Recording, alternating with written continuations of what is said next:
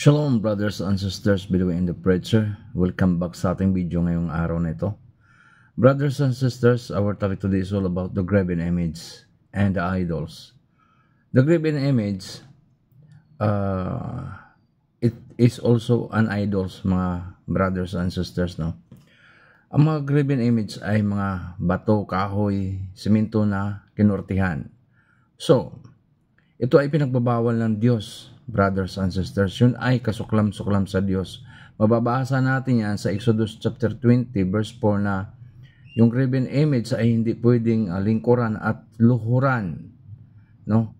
At pinagbabawal ng Diyos kung ano mga bagay na gagawin mong paglilingkuran mo at luhuran, mga bagay sa kalangitan at sa kalupaan, sa ilalim ng karagatan ay bawal po yan.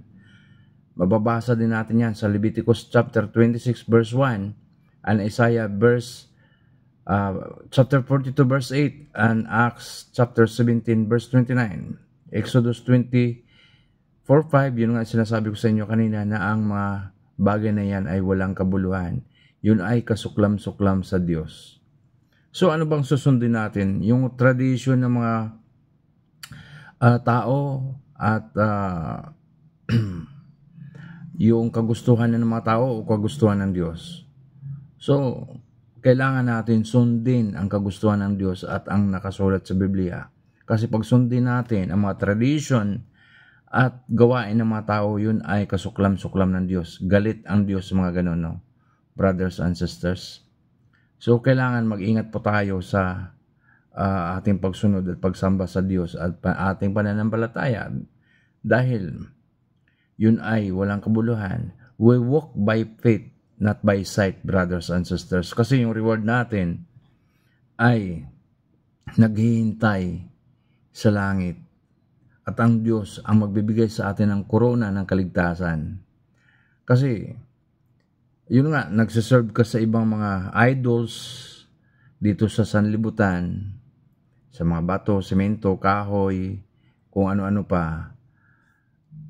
Ang iyong pananalig at pananampalataya ay napunta doon, hindi mismo sa Diyos na lumikha ng langit at lupa at lahat ng mga bagay na yan. So, if you not believe in me at magagalit kayo sa akin, depende yan sa inyo. Open your heart and your mind to follow the Lord our God, not the tradition of men in this world. Dahil yan ay ikapapahamak nating lahat. Tandaan nyo yan, brothers and sisters.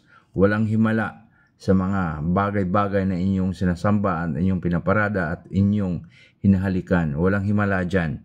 Ang tunay na himala, ang tunay na pananampalataya mo sa Diyos at pananalig mo sa Kanya, yun ang nagbibigay ng himala sa ating lahat.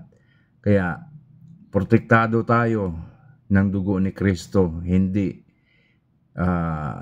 dyan sa mga rebulto na ginagawa natin, pinaparada natin, hindi dyan dahil ginawa lang ng kamay ng tao yan, brothers and sisters. Yun ang tandaan nyo.